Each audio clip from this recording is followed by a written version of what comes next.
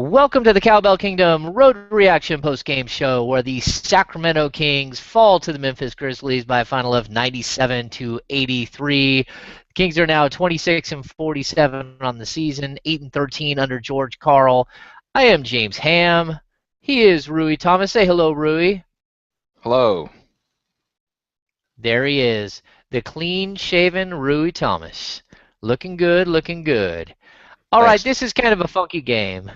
DeMarcus Cousins gets the night off due to rest, which I didn't think we were going to actually see this season. But lo and behold, he shows up on the injury report today as needing a rest. So we're going to have to go with that. So the DeMarcus Cousins-less Sacramento Kings go into Memphis against a 50-win Memphis Grizzlies team. And they hang tough for most of this game. Rudy Gay was a superstar until he gets donked on the head and has to leave the game with concussion-like symptoms per the NBA concussion protocol. Rui, what are your thoughts on this game just right off the bat? Well, the Kings were definitely undermanned. It was pretty obvious because without Cousins, they got worked and they got dominated in the paint. In the first quarter, the Kings surrendered 7 offensive rebounds, and Zebo and same person, and Marcus Gasol had their way. We also saw Costa Koufos go off tonight. He had 8 points and 12 boards and 3 blocks. Gasol had double-digit rebounds as well. The Kings, they did just about. We saw spurts of them doing things wrong, different ways. Like so, in the first quarter, they got dominated inside. Second quarter,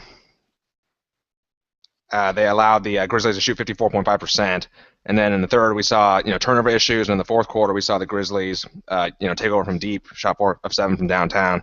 So it was obvious missing their best player and then missing their second best player, Gay, for the most of the second half.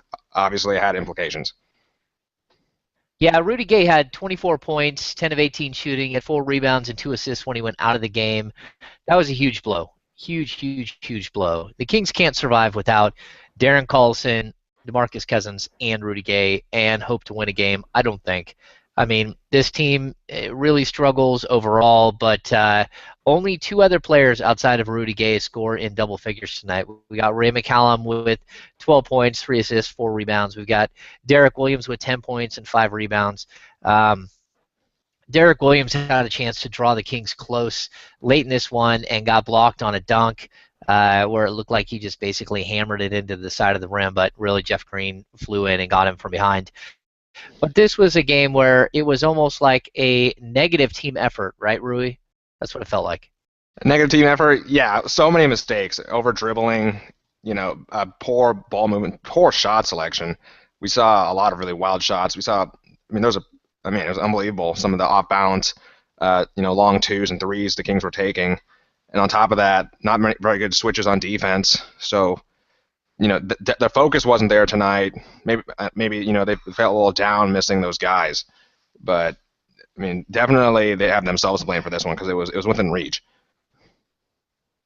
Yeah, and guys like Ben McLemore continue to struggle. It just really doesn't make any sense what's going on with McLemore. 3 of 9 from the field, 1 of 4 from downtown. He misses a lot of wide open shots, a lot of wide open gimme threes. He finishes with 8 points in 30 minutes.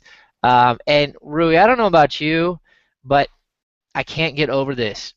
Seriously, Grant Napier calling Nick Stauskas sauce every time he touches a ball? Are you kidding me, Rui? Are you kidding me? It's I don't know what to make of it. I guess people are going to force this name on Stauskas, and they're going to force this name on everybody. I guess they're trying to sell those Sauce Castillo jerseys. So maybe this is like a campaign, to brainwash everyone into forgetting he was actually named Nick Stauskas at birth. But I guess we'll have to put up with it.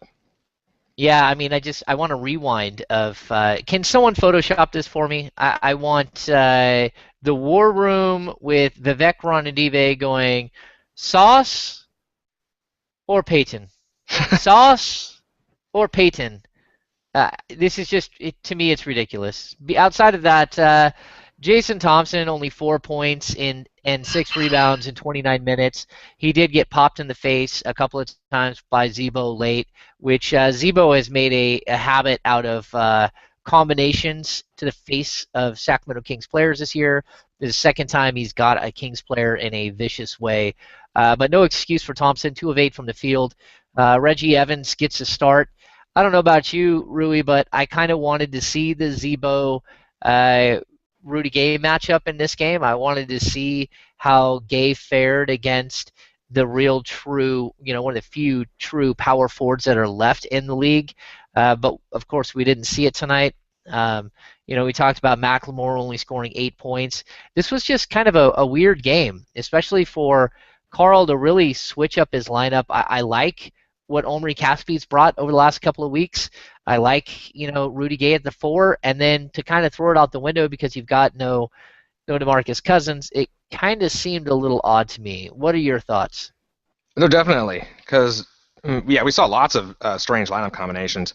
After it was when Gay went out that Carl decided to go small and play Williams a lot more at the 4, and we saw Landry come in the second half after not playing him in the first.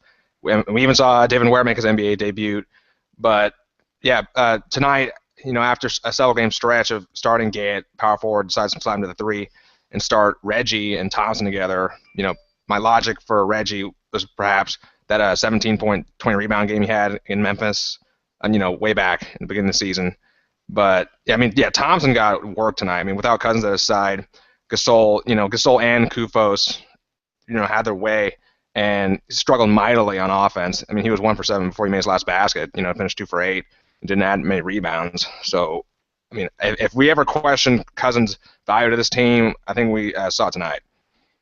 Yeah, I'm not sure that anyone is questioning the value of DeMarcus Cousins to this team, but that's a good point. I'm going to also point out Kostas Koufos, Costa Koufos, a 7-footer with some skill, some shot blocking, some rebounding skill, some toughness. 8 points, 12 rebounds. He also had 3 blocks tonight. Kings fans, don't be surprised if the Sacramento Kings make a very, very big run at Koufos during this offseason. This is the exact type of player that George Karl loves. It's also a player that George Karl got in, if I'm not mistaken, in the Carmelo Anthony trade from the New York Knicks, and it's a player that he brought along and really developed. Don't be surprised if he is your reserve center in that Ryan Hollins but expanded role over Ryan Hollins next season, just because this is a guy that I know Karl really likes. All right, let's get to our keys to the game, Rui. Turnover trouble. Why don't you take us through this turnover trouble? The turnover trouble. Well, the Kings, started off the night really well. They only had 2 turnovers after the first quarter. But then we saw them, lose 5 in the second and 5 in the third quarter. They finished the night with only 15, and the Grizzlies had 14. But the big difference there were the points off those turnovers, because the Kings surrendered 19 and the Grizzlies only surrendered 8. The Kings got wiped out in fast break points. A lot, those weren't coincidental. The Kings only had 3 fast break points through 3 quarters, and they never led the Grizzlies, who aren't really a running team at all. So yeah, Kings definitely setting themselves up to fail with those turnovers, and they're the last place. They're the worst team in the NBA at defending fast break points. They allow the most fast break points per game, and that was evident tonight as well. Yeah, the Kings just really did struggle to get out on the break. The last couple of games we've seen the cherry-picking Omri Caspi, but when Caspi's coming off the bench, it's just a different dynamic. And especially when Caspi comes off the bench with Derek Williams, it means you have 2 of the same guys, 2 guys running down the field, running down the court, trying to wreak havoc, and that also means that you have nobody rebounding. It's like, hey, Nick Stauskas, we're going to need you to go get us 5 rebounds. And lo and behold, Stauskas gets 5 rebounds and 3 assists. So I think that that's something we're going to have to see kind of fix itself. I don't like Derek Williams and Omri Caspi off the bench together. I like one or the other. One in the starting lineup or not, I don't care. Just only one of them playing at the same time. All right, let's get to cashing freebies. This is kind of a strange one. You pulled this one out of your hat and nailed it, right, Rui?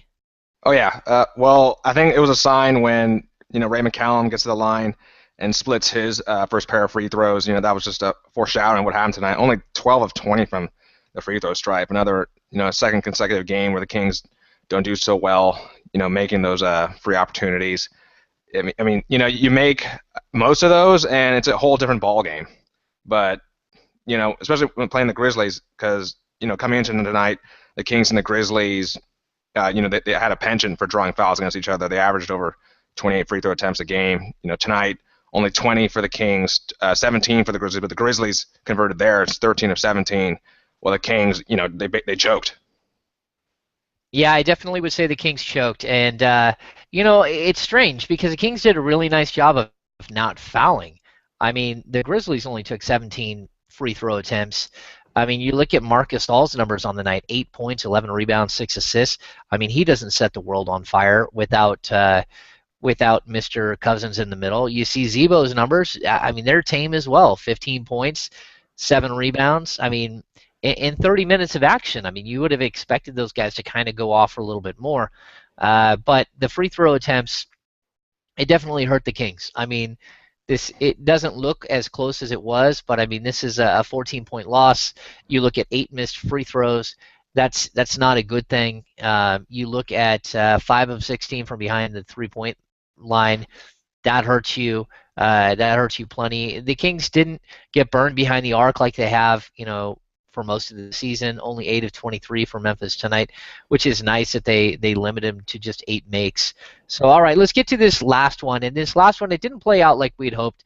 We talked about it a little bit already, but Rudy Gay versus Zebo, Zach Randolph. One, I guess, Rudy still got knocked silly, so I was a little concerned that Zach Randolph would get chippy with Rudy Gay. They do know each other from Gay's time in Memphis, but this is a matchup that, again, I was looking forward to seeing.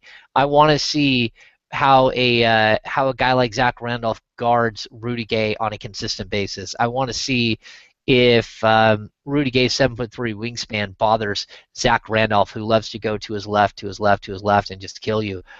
So this is a kind of an interesting matchup that didn't happen. What are your thoughts on this? Yeah, well, instead of Gay, we were blessed with watching Reggie Evans cover Zach Randolph, and Oh, thank you, Jesus.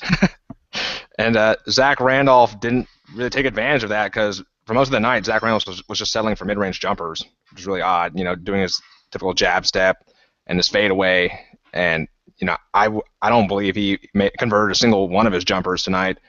And in the fourth quarter, we saw him like with those temper issues. He only played 4 minutes, but yeah, tonight it was basically Evans covering Randolph. We got to see Carl Landry play down a little bit in that second half against Randolph, and then Williams when they went away from Randolph. So, on paper, the Gay Randolph matchup would have been something really great to see. With Gay's athleticism and Randolph's brute strength, but we'll have to wait another time.